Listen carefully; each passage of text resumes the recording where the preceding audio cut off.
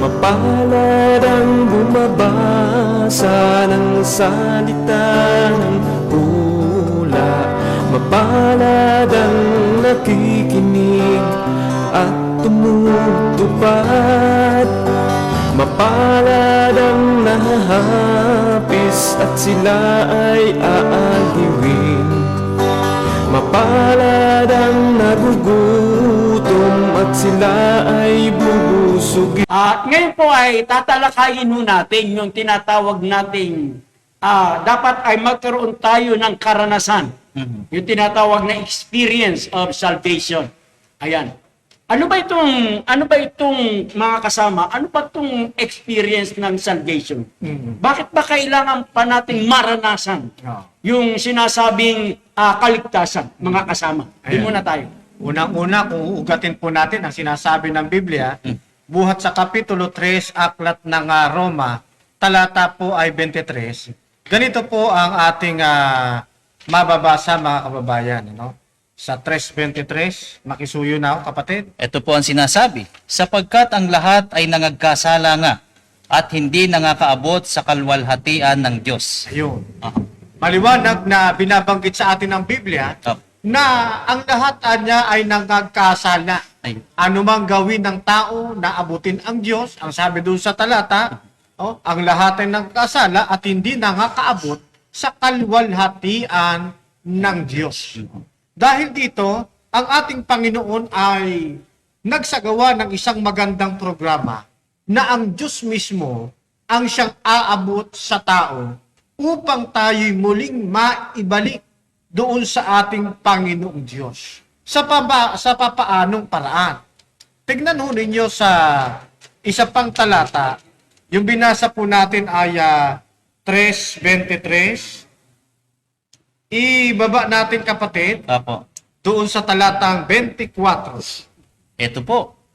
Palibas ay inaring ganap na walang bayad ng kanyang biyaya sa pamamagitan ng pagtubos na nasa kay Kristo Jesus. Ayo, maliwanag po na ang ating Panginoong Kristo ang ginawang kaparaanan ng ating pong Panginoong Diyos Ama upang tayo ay muling maibalik sa Kanya sa pamamagitan niya ng anong paraan? Sa pamamagitan ng pagtubos. Ayun. At ang pagtubos na ito, wala anyang bayan. Hindi paghihirapan. Wala kang tatrabahuhin para makamit ito. Bago ko ibigay kay kapatid na Lino, huling talata na aking gagamitin.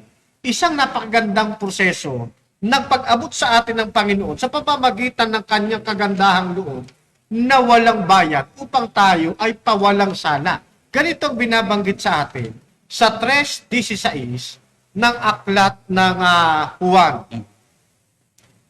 Ganito po ang ating bababasa. 3.16. Gayon na lamang ang pag-ibig ng Diyos sa sanlibutan. Kaya ibinigay niya ang kanyang bugtong na anak upang ang sumampalataya sa kanya ay hindi mapahamak kundi magkaroon ng buhay na walang hanggan. Sa papaano pong paraan? Sa pamamagitan po ng ating pananampalataya. Na itong pananampalatayang ito ang siyang magtataguyod sa atin upang tayo'y tanggapin ng ating Panginoon bilang kanyang mga anak at pagkakalooban tayo ng karapatan na matawag siyang Ama at lilinisin tayo, kapatid na Lino, sa lahat ng ating kalikuan. Yan. Thank you, kapatid na Camacho. Ayan, pinasimulan sa atin ang ating pag-aaral. Kailangan tayong magkaroon na tinatawag na karanasan na may kinalaman po sa kaligtasan. Kaya nga po, nangangailangan tayo ng kaligtasan sa dahilan lahat po tayo ay nagkasala. Sang-ayon sa 3.23 ng taga-Roma.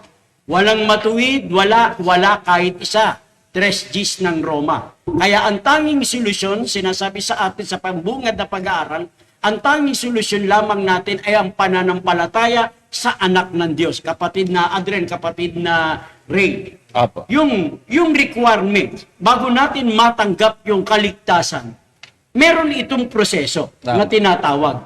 Narin yung sinasabing repentance. Ayan. Bakit ba kailangan ang repentance, kapatid na Adrian Camacho, Brother Ray? Bakit kailangan ba nating sinasabi ng Biblia, yung sinisigaw ni Pedro na magsisi kayo at magpabautismo. Ito ba'y malagang sangkap sa kaligtasan para maranasan natin yung tinatawag nating pagkaligtas, Brother Ray, Brother Adrian, Brother Camacho? Yan. Actually po, sa totoo lang, Brother Lino, Brother Camacho, Brother Aldrin, kung pag-uusapan po ay kaligtasan, isa ako sa biktima ng maling pagtuturo ng gantong aral. Kasi alam naman natin, napakahalaga. Kung pag-uusapan ay doctrine sa Bible, siguro ay ito yung isa sa pinakatampok. At ito po ang isa sa dahilan at pangunahin kung bakit po ang tunay na Diyos ay nagkatawang tao at nakasalamuha sa mga tao. May kinalaman po kasi sa pagkaligtas ng kaluluwa. Siguro nababanggit ko sa aking mga live or sa aking mga video, hindi naman din po lingid sa ibang mga kapatid na ako po ay converted lang sa Seventh-day Adventist. Ako po ay galing sa Iglesia ni Cristo. Ayun. At sa aking pagiging Iglesia ni Cristo, ang salvation sa amin is by works. Kailangan mong pumasok sa loob ng iglesia para ka maligtas. Buti sana kung yung iglesia na pinapapasukan sa'yo ay yung tunay. Ang problema, mali na nga yung katuruan, mali pa yung iglesia na papapasukan sa iyo. Bakit ko po sinasabi yung bagay na ito? Kasi po mga kapatid, tayo po, sa mga material na bagay, ay kapag tayo bumibili ng isang bagay na kala natin original, pero noong nabayaran na natin at naiuwi na natin sa bahay, nung nasuri natin ay peke pala, imitation pala, hindi ba parang sumasama yung loob natin? Anyway, yun po ay bagay lang. Pero pag pinag-usapan ay kaligtasan ng kaluluwa, dapat maging maselan po tayo dito. Tama. Kailangan po, hindi po basta isang bagay na, okay lang yan. Hindi naman ganun kahalaga, hindi po eh. Katunayan, ang Panginoong Sokristo namatay para po sa ating mga kaligtasan. Ngayon, related po sa pagsisisi na ating pinag-uusapan. Meron po akong talata na gustong basahin. 2 Korinto, Kapitulo 6, talatang 2. Ganito po ang pahayag. Sapagkat sinasabi niya, sa panahong ukol, kita'y pinakinggan. Sa araw ng pagliligtas, kita'y sinaklolohan. Narito, ngayon ang panahong ukol, narito, ngayon ang araw ng kaligtasan. Dito makikita po natin ang isang katotohanan na kung meron man pong naghahangad, pangunahin kung sino po ang nais maligtas, ang unang-unang merong damdamin po niyan ay ang ating Panginoon Diyos. Tayo po nais nating maligtas, pero tandaan natin, pangunahin po yung pong ating tagapagligtas o yung ating Diyos, siya talaga yung pangunahing may damdamin na tayo'y maligtas. Siya po yung una. Katunayan, ang sabi po dito, ngayon ang panahong ukol, ngayon ang araw ng kaligtasan. Bakit po sinasabi to ng ating Panginoon? Isa pa pong talata, Roma 13, talata pong 11. At ito, yamang nakikilala ang panahon, na ngayoy kapanahunan ng magsigising kayo sa pagkakatulog, sapagkat ngayon ay lalong malapit na sa atin ang kaligtasan kaysa nang tayo'y magsisampalataya na ang una. Ayon po sa talata na ating binasa, ang Panginoong Diyos talaga. Katunayan, ang sabi po sa talata na ating binasa ay hanggat maaari hindi na dapat ipagpabukas. Kung mayroong pagkakataon sapagkat hindi po natin hawak ang ating buhay, nais ng Panginoon Diyos, kung mauunawaan natin ang katotohanan to, yung pagsisisi, hindi na dapat ipagpabukas. Gaano po kahalaga yung pagsisisi? Unang-una, ito po yung utos ng ating Panginoon. Mababasa nga natin sa 2 Pedro na inuutos ng Panginoon na magsisi ang sinuman upang yung Holy Spirit ay matanggap ng bawat isa. Yun pong pagsisisi, napakahalaga po niyan. Bakit po? Kasi po, yung pong kaligtasan, nangangailangan po siya ng pagbabalik loob sa Panginoon. Saan ka naman po nakakita, mga kaibigan, na nais magbalik loob dahil sa nasirang relasyon, pero ayaw humingi ng tawad. Kahit sa aspeto ng relasyon siguro hindi po magiging makatwiran yung gantong bagay na patatawarin ka, nagkasala ako sa'yo, pero okay lang ba? Mapatawad niyo ako kahit di na ako humingi ng kasalanan? Na-realize ko naman, mali ako Pero hindi na ako hihingi ng tawad. Basta patawarin mo na lang ako. kahit siguro kayo mga minamahal, hindi rin po uubra sa inyo yung ganong katwiran. Ang Diyos po siya ng pag-ibig. Ayaw niya po nang ang isang tao ay ililigtas niya, wala namang pagsisisi sa kanyang buhay.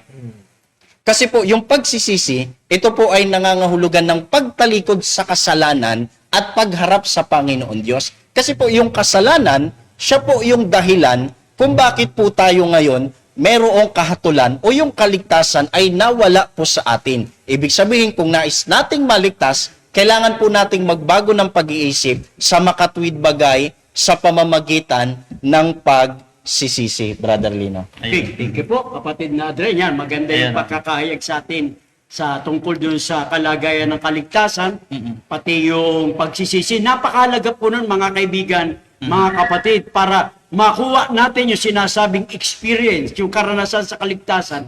Isang sangkap po yung tinatawag na pagsisisi. No po? Kaya ang kaligtasan, hindi po base ito, mamaya malalaman natin na, kasi maraming tanong, Brother Adrian, Brother Camacho Kasi pagdating sa kaligtasan, mayroong mga grupo ang paniniwala para magkaroon ng kaligtasan, gaya ng sinasabi ni Brother Ray, kailangan umanib ka sa iglesia. Oo. Kasi pagka umanib ka sa iglesia, ayun ang katiyakan mo para maligtas. Ikalawa, pagdating naman sa kaligtasan, mayroong naniniwala na hindi naman si Kristo yung pinako sa cross. Hindi naman siya ang namatay doon. Tama. Kaya lagi natin itinatanong, kung hindi si Kristo ang namatay, eh sino ang pwede? Yan. Kaya yan ang maganda nating, kasi yung experience of salvation, saklaw dyan yung tinatawag nating justification, saklaw dyan yung sanctification. Ayan, yung pag-aaring ganap, saka yung pagpapakabalan. Kapatid na Adren, kapatid na Camacho, at kapatid na Ray. Yan. Kaya dito, nakita natin, napakinggan natin na napakahalaga ng salvation. Ngayon, ano pa ba ang masasabi natin, kapatid, dito sa ating pong tinatalakay, mga kasama? Ayun. Sige, kapatid na Ate. Ayun nga, kagaya ng kapatid na Ray, tayo din ay biktima niyan. Kaya pag umanib ka ron sa aking inaniban din, kapatid na Lino, kapatid na Fernan, iniingatan din namin na huwag kang matiwalag. Kasi pa once na mahiwalay ka sa loob ng iglesia ng Diyos, na pinangangasiwaan noong araw ng kapatid na Eli, pag nahiwalay ka doon, wala ka ng kapakapag-asa. Pero nung ating maintindihan, no, gaya nga ng sinasabi rito sa unang Timoteo sa kapitulo 2, no po, ang talatay 3 hanggang 4, ito'y mabuti at nakalulugod sa paningin ng Diyos na ating tagapagligtas, na siyang may ibig na ang lahat ng mga tao'y mangaligtas at makaalam ng katotohanan. Kaya nga kung wala ka sa loob ng iglesia ng Diyos, hindi ka po pwedeng makabahagi doon sa kaligtasan, kapatid na Fernan. Oo. Kasi may binabanggit pa dyan, Mhm. bilang karugtong ng iyong binabanggit, mga kaibigan, ano? Apo. Actually, yung tanong na, yung sinasabi ng ilan na kinakailangan pumasok ka muna sa Maanib. iglesia. Kailangan ka munang umanib bago ka maligtas. Kaya nga. Wala ganong turo ang Biblia. Ayun. Na kailangan mo munang umanib bago ka maligtas. Ayun. No? Unang talata na gagamitin ko. Apo. Sa 19 ng aklat ng Juan, pansinin ninyo, sa iglesia ba tayo dapat pumasok para tayo Ayan. maligtas? Babasa ko ng isang talata sa 19. Ganito sabi sa atin. Ako ang pintuan. Ang sino mang pumasok sa pamamagitan ko'y maliligtas. Papasok siya't lalabas at makatatagpo ng pastulan. Ayun. Sa ibang version, sabi rito, ako ang pintuan. Ang sino mang pumasok Sa akin. sa akin. Sa iglesia. Hindi sa iglesia. Maliwanag ang sinasabi ng Biblia. Pumasok sa akin ay maliligtas. Ano pa? At papasok at lalabas, makasusumpong ng pastulan. Maglabas pa lang. Kanino po papasok? Sa iglesia ba? Para maligtas? Hindi ho. Tayo po ay papasok kay Kristo. Amen. Ano ho? Yan. At yung papasok na sa Kanya ay maliligtas. O ngayon, isa pang talata. Sa aklat naman ng mga gawa, sa Kapitulo 2, talatay 47. Tignan nga ho natin, tama ba yung katwirang kailangan mo munang pumasok sa iglesia bago ka maligtas? 47. Sabi rito, nagpupuri sila sa Diyos at kinalulugdan ng lahat ng tao. Bawat araw ay idinaragdag sa kanila ng Panginoon ang mga inililigtas. Ano po sabi? Bago pala pumasok sa iglesia, yung pala nilalapatan na ng pagliligtas. Amen. Kaya kung maiintindihan ninyo yung mga terminong idinaragdag sa kanila, sino po yung kanila? Ay yung pong iglesia. Idinaragdag sa kanila ng Panginoon ang mga inililigtas. Ayun. No? Kaya, hindi ho tama na pumasok muna tayo sa iglesia para tayo'y maligtas. Ayun. Pero tandaan po ninyo, huwag ninyong ipagkakamali. Totoo rin naman na mayroong mga pumapasok sa iglesia na sa pagpasok nila, doon lamang nila nalalaman yung kaligtasan. May mga ganyan ho kasing pangyayari, yung mga pumapasya lamang, kapatid na lino. Opo. Yung mga naimbitahan. Pero yung terminong maliligtas ka, kung ano yung terminong kailangan mo munang pumasok sa iglesia para maligtas, yun po ay wala sa banal na kasulatan, kapatid na lino. Ayan. Napakaganda na po, mga kaibigan, mga kapatid. Ayan. Kaya ang kaligtasan po ay hindi po ang pagpasok sa iglesia.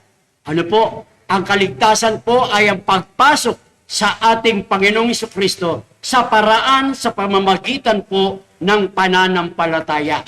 Kung tawagin nga po yan ng Bible, ayan po ay biyaya. Hindi po natin makukuha ang kaligtasan sa pagpapagod, sa paghihirap, sa pagpapakasakit, hindi po. Kasi pagka ganyan ang ginawa ho ng tao, para bagang lumalabas yung ginawa ni Kristo, kulang pa.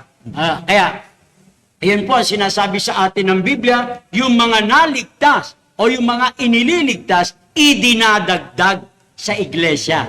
Added to the church. Ayan, sabi sa wika ng English ng Gawa 2:47. Kaya wag niyong gagawin, ito po ang aming paanyaya, wag ninyong gagawing tagapagligtas ang iglesia. O ang tagapagligtas si Kristo. Si Kristo ang magliligtas sa kanyang iglesia. 5:22-23 ng taga-Epeso. Ganito, bago ko ibigay sa aking mga kasama, ganito. Sa 23, sapagkat ang lalaki ay pangulo ng kanyang asawa, gaya naman ni Kristo, na pangulo ng iglesia, na siya rin ang tagapagligtas ng katawan. Ano yung katawan? 1:18 ng Kolosas, sa makatuwid bagay ng iglesia.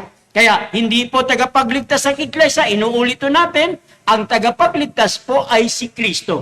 Ang iglesia ang kanyang ililigtas, hindi po tagapagligtas. Ayan. Kaya mga kasama, kaya napakalaga po niyan, nililinaw natin, kasi ganyan nga po yung naging biktima na itong ating mga kasama, na dati sa kanilang mga kaanib, ganun ang kanilang natutunan sa kanilang pag-aaral. Kaya sa pagkakataong ito ay ikinokorek, isinasaayos, inilalagay sa tama. No? Kaya nga ang napakalaga ng kaligtasan, mga kaibigan at mga kapatid. Kaya Brother Adren, baka meron pa may dadagdag. Ito, nais ko lang din idagdag. May kinalaman po sa pagpasok. Actually, noong ako po ay umalis sa Iglesia ni Cristo, napakadaming nagtatanong sa akin ng mga INC na naniniwala ka na ba ngayon na hindi paligtas ang mga nasa loob ng iglesia? Parang magandang balik sa ano na yan, Sa kanila. Akin lagi kong sinasabi, kung ang tinutukoy mong iglesia ay yung ipinangaral ni Felix Manalo, abay ibang usapan yon. Kasi po, sa Bible, meron talagang pagpasok din sa iglesia. Pero, mapapansin po ninyo, kaya sila may kaligtasan, sapagkat kalipunan kasi sila ng mga sumampalataya. Ang sabi po dito, Efeso Kapitulo 3, ang talata po ay 12, ganito po yung pahayag. Nasa kanya'y mayroon tayong lakas ng loob at pagpasok na may pag-asa sa pamamagitan ng ating pananampalataya sa Kanya. Napansin niyo po ba na kaya po nagkaroon tayo ng pagpasok? Kasi dahil sa ating pag-asa, sa pamamagitan ng ating pananampalataya sa Kanya. Sapagkat yan kasi ang mismong utos ng ating Panginoong Hesukristo. Mababasa po yan dito po sa Aklat ng Marcos, Kapitulo 16, ang talata po ay 15 hanggang 16. Ganito po yung pahayag. At sinabi niya sa kanila, magsiyaon kayo sa buong sanglibutan at inyong ipangaral ang ebanghelyo sa lahat ng kinapal. Ang sumasampalataya at mabautismuhan ay maliligtas. Datapwat ang hindi sumampalataya ay parurusahan. Dito po ay nililinaw ang isang katotohanan na ang Panginoong Sokristo ay ito yung mismong tagapagligtas na. Opo. Kasi po kung ang Panginoon na mismong tagapagligtas, ang way of salvation niya ay kailangang umanib sa loob ng iglesia, hindi ba dapat maririnig natin mismo sa bibig ni Jesus? Pero ang sabi po dito, may kinalaman sa kaligtasan, ang sabi ng Panginoon, yun daw sasampalataya sa ebanghelyo at mababautismuhan ay maliligtas. Sa makatwid, kung ang pag-uusapan ay yung tanong paano maliligtas, napakaliwanag ng turo ng Panginoon sa pamamagitan po ng ebanghelyo o yung mabuting balita. Ayun. Yung mabuting balita, ito po yung gawaing pagliligtas ng ating Panginoon Diyos sa pamamagitan ng kanyang kamatayan sa krus. Nais ng Panginoong Sokristo na ang lahat ng tao ay mapaabutan ng pabalitang ito, na kung saan bawat sasampalataya, magsisisi at magpapabautismo bilang kapahayagan ng pananampalataya, ang pangako ng Panginoon, siya po'y magtatamo ng kaligtasan. Kaya uulitin ko po, yun pong mga pumasok sa iglesia, meron po silang kaligtasan,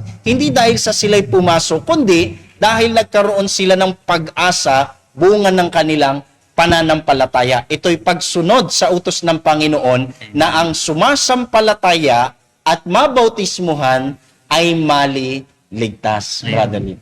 Okay, thank you, Brother Ray. Brother Adren, baka merong maraming salamat, Brother Ray Mukada. Brother Adren, yan. Kaya nga doon, kapatid na Lino, gaya rin ng ipinahayag ng kapatid na Ray sa pamamagitan nga ng ebanghelyo. Pero pag ibang ebanghelyo, Iba yun.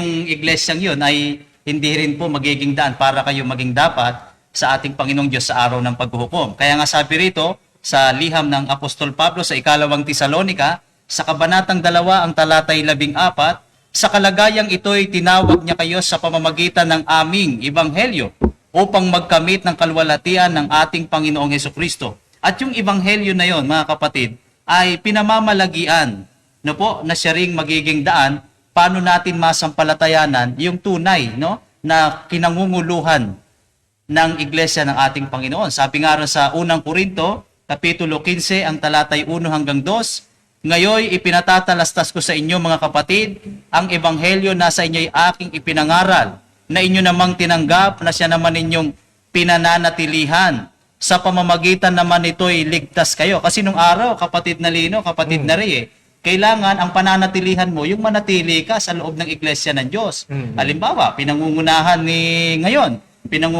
Daniel Rason, iiwasan mo na huwag kang matitiwalag, huwag kang masususpinde dahil kapag ikaw ay nasuspinde, parang mawawala yung kaligtasan, yung biyaya ng pagliligtas, kapatid na Ray. Oo, kaya iniiwasan na huwag kang mahiwalay sa iglesia ng Diyos. Pero dito, ang pananatilihan pala natin na siya rin, na pinamamalagian talaga ng ating Panginoong Hesukristo, yung ebanghelyo, yung kung paano tayo tawagin doon, kapatid na Fernando.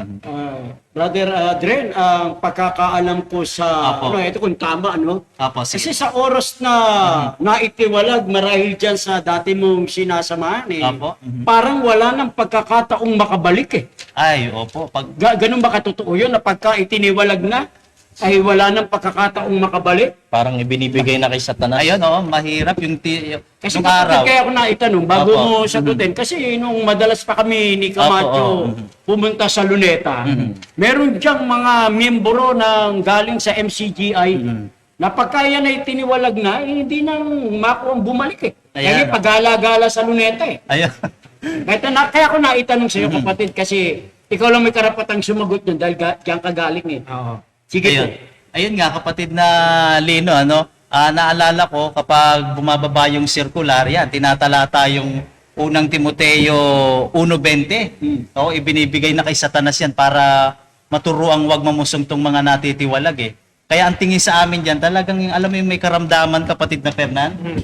Talagang wag patuloyin sa bahay, wag man lang entertainin, wag nang kausapin. Kasi iba na ang diwa niyan, parang ganon. Kaya pag natiwalag ka, talagang parang kahit na gusto mong magbalik loob, syempre hindi ka napapansinin. Ikaw naman, panghihinaan ka na rin ng kalooban kasi hindi ka na rin pwede mag-abuloy, gawa ng matindi.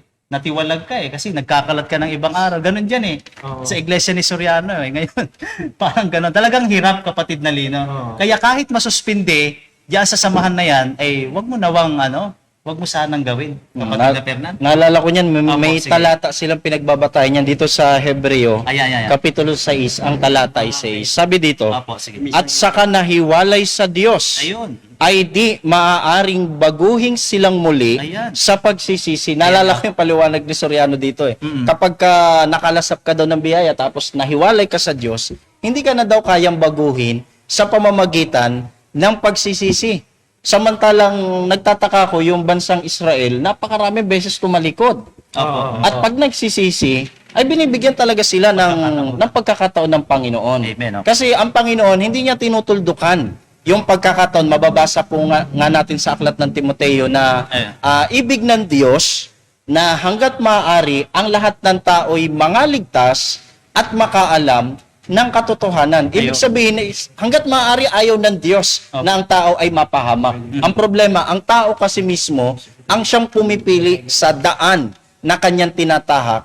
Kaya ang siste, kahit nais ng Diyos iligtas ang isang tao, ay napapahamak bunga ng kanyang sariling desisyon. Ayun. Opo. Ito po yung sariling pagtahak niya sa lugar na gusto niyang papupuntahan. Pero kung ang Diyos ang masusunod, hindi po siya nagtuturo na hindi na dapat, wala nang pagkakataon na ang tao ay makapagbalik loob.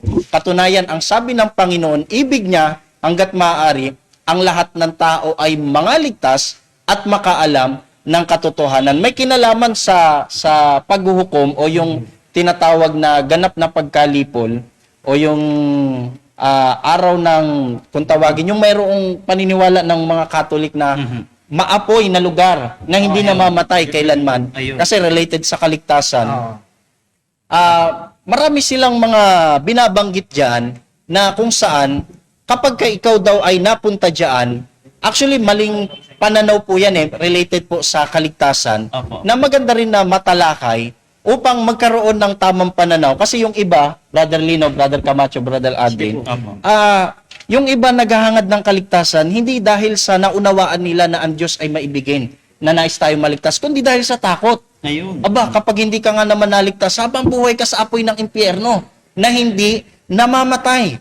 Pero alam niyo po, mga kaibigan, nung ako po ay nakapag-aral sa doctrine ng Seventh-day Adventist, na yan po ay pinag-aanyaya ko rin sa bawat isa, malalaman niyo po ang katotohanan regarding that, na pagka pinag-usapan ay maapoy na impyerno, meron pong katotohanan talaga sa likod ng bagay na yan, na kung saan pinasama ng mga mangangaral ngayon sa ating panahon, yung karakter ng Panginoon. Isipin mo, walang 100 taong nabuhay ka sa mundong ito, tapos habang buhay kang pahihirapan sa apoy, kung ikaw ba naman, magkaroon ka ng ganyang mindsetting, baka ang kaisipan mo, dapat nga akong maligtas, nakakatakot pala ang Diyos. Nakakatakot pala ang Diyos. Pero ang totoo po, hindi po ganyan. Yung Diyos po na ipinakilala ng Panginoon ay isa pong Diyos na maibigin. Kaya po ayaw niya na tayo po ay mapahamak, kundi ang bawat isa ay magbalik loob sa Panginoon upang tayo po makalasap ng kanyang pag-ibig, dilit iba ang kaligtasan ng ating mga kaluluwa. Amen. Kaya nga sabi doon, dugtungan ko lang, kapatid na Lino, kapatid na Fernan, Sige. Kaya nga sabi doon ng ating pag-aaral,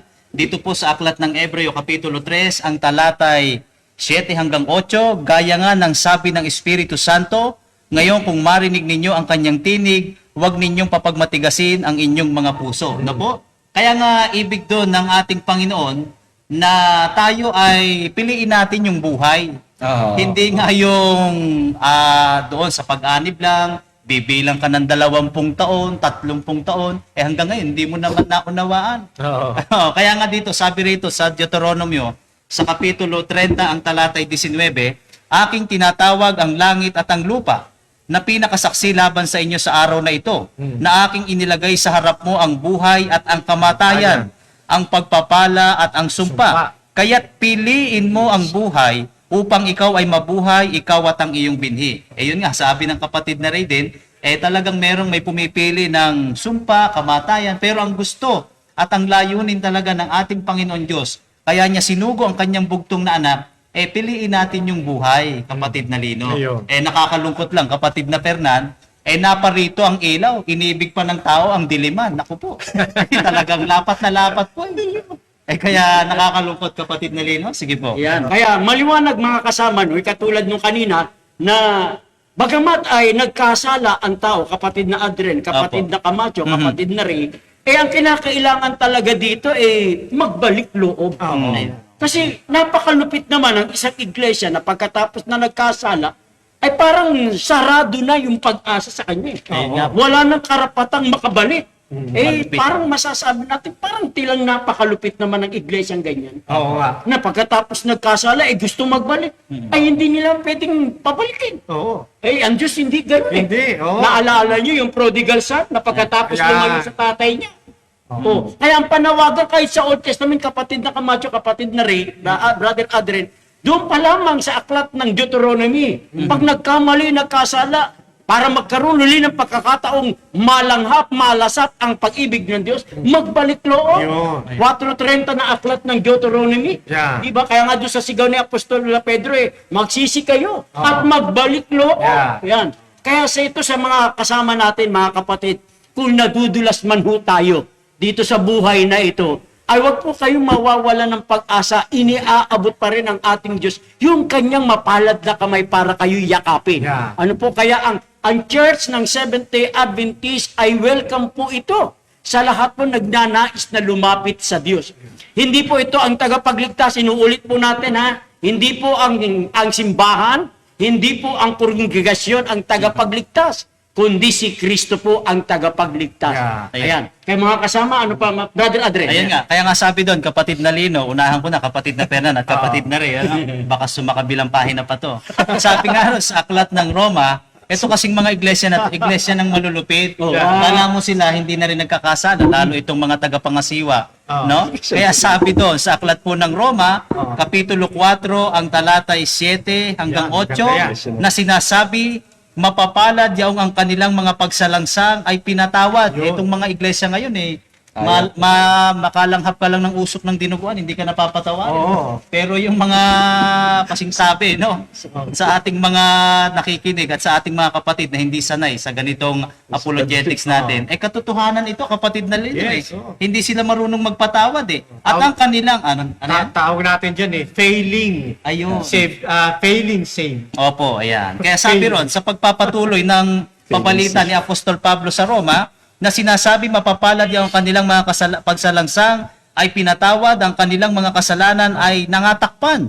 Mapalad ang tao na sa kanya'y hindi ibibilang ng Panginoon ang kasalanan. Iyo. Kapatid na Fernan. Isa Opo. pang talata, kapatid na Lino, bilang Opo. karagdagan doon sa binasa ng ating kapatid na napakagandang talata. Opo. Dito naman sa Kapitulo 3 Ayan. ng Ikalawang Pedro, talata ay 9. Pansinin ho ninyo, ang Panginoon ay hindi nagpapabaya sa kanyang pangako tulad ng inaakala ng ilan. Hindi pa niya tinutupad ang pangakong iyon alang-alang sa inyo. Alin ba yung pangakong pinag-uusapan dito? Yung kanyang pagbabalik. Ayun. Yung second coming. Kasi maraming nagsasabi, ang tagal naman bumalik ng ating Panginoon. Kaya sabi Oh? Tinutuya nila ang ating Panginoon, tinutuya nila ang ating pananampalataya. May dahilan ho Tuloy natin yung pagkakabasa. No ho? Ayan. Ang Panginoon hindi nagpapabaya sa kanyang pangako tulad ng inaakala ng ilan. Hindi pa niya tinutupad ang pangakong iyon alang-alang sa inyo.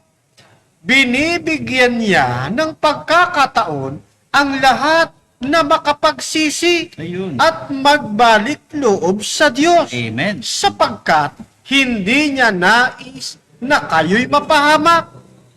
Kaya dito makikita natin mga kaibigan, hindi lamang yung nasa loob ng iglesia ang pinapaabutan ng mensaheng ito, Opo. maging yung nasa labas ng iglesia na gusto ng Diyos, huwag silang mapahamak. Ano? Ngayon, itutuloy ko sa talatang 15. Ayun. Sabi dito, alalahanin ninyong kaya nagtitimpi ang Panginoon ay upang bigyan kayo ng pagkakataong maligtas. Ayun. Napakaganda pala ng Amen. panukala ng ating Panginoon. Oh. Oh, hindi katulad ng ibang pananampalataya, Sentensyado ka na sa apo. sentensyado ka na sa apoy. Matindi, O ano? dito, binibigyan niya ng pagkakataon na maligtas. Sentensyado sa... Pag naintindihan ninyo yung nagbibigay ang Diyos ng pagkakataon na maligtas, hindi nyo isipin na sentensyado na sa apoy yung wala sa loob ng iglesia. Kaya mga kaibigan, sa Biblia po tayo mananga, wag po sa may maling mga haka, kapatid na Yun. lingkod. Kaya napakaganda, brother no? Brother Adriel, brother Camacho, na ang Diyos natin mahabagin Diba? Pero mo yun mas malupit pa yung kanyang iglesia as kaysa sa Diyos. Dapat nga mas malupit ang Diyos Yeah. Kaya lumalabas, mas malupit pa sila sa Diyos. Pero yung nagkamali na, nagkasala na, gusto nang bumalik, gustong magsisi. Ayaw pang tanggapin. Samantalang ang Diyos nagmamalasakit. Hindi ba? Ang ganda ng pagkakabanggit sa magandang balita, Biblia. Opo. Diba? Binibigyan sila ng pagkakataon. Amen. Ito namang iba, ayaw bigyan ng pagkakataon. Wala na. Diba? Kaya malupit Kaya ito yung mga kaibigan, Sentensyado mga sa apoy. kapatid, wag po kayong mawawala ng pag-asa sa larangan ng pananampalataya, sa larangan sa buhay na ito, talagang nadudulas ang tao. Pero wag po kayong mawawala ng pag-asa. Lagi po ang Diyos ay nangangasiwa sa kabanal-banalang dako sa langit. Yeah. Laan po siyang laging magpatawad. Kaya nga, linaw, magandang balita, Biblia. Naglalagay siya, nagbibigay siya ng pagkakataon. Ang totoo po niyan, anytime, pwede nang bumaba si Kristo. Opo. Pero nagmamalasakit siya na maaari walang mapahamak Oo. Di ba? Kaya nga ito sa kasaysayan ng pagtubos, kapatid. Oo. Sabi ro sa pasababa sa inyo, kay dalawa, kay tatlo ang tumanggap sa ating Panginoon. Itutuloy niya yung plan of salvation Oo. Di ba? Ito naman, mga kaibigan natin, napakalupit O kaya po, mga kaibigan, mga kapatid, ang kaligtasan po ay yung magagawa ni Kristo, hindi po yung atin. Si Kristo po ang daan ng kaligtasan, hindi po yung pag-anib sa isang samahang pananampalataya. Tanging si Kristo ang lunas, tanging si Kristo ang solusyon, tanging si Kristo ang pag-asa ng ating pong kaligtasan. Ginawa na ho ni Kristo yung lahat. Sabi nga ng isang kata, what shall I give thee, Master?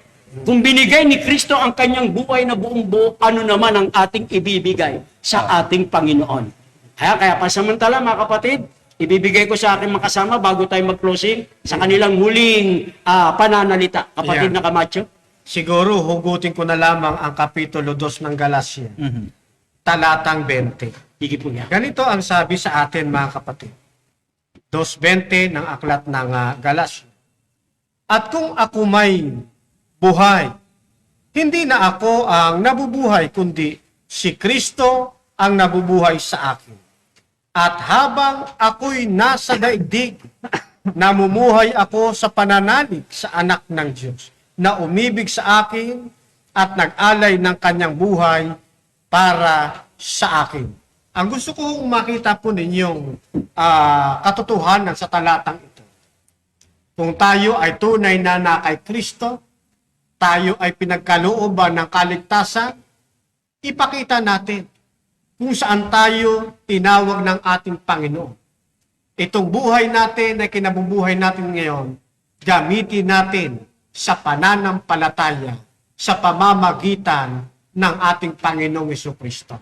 Huwag nating hugutin ang ating lakas sa ikatatagumpay natin, kundi hugutin natin ito sa pamamagitan ng biyaya ng ating Panginoon, upang ang lahat ng kanyang kalooban at kalooban ng Ama ay ating masundan nang hindi tayo nabibigatan, kapatid namin. Thank you. Muli, nagpapasalamat po kami. Sana po ang inyong maliliit na lingkod ay nagkaroon ng puwang sa inyong puso upang ang katotohanan ng salita ng Diyos at ng gawaing pagliligtas ng Panginoong Kristo ay magbunga po sa puso nating lahat.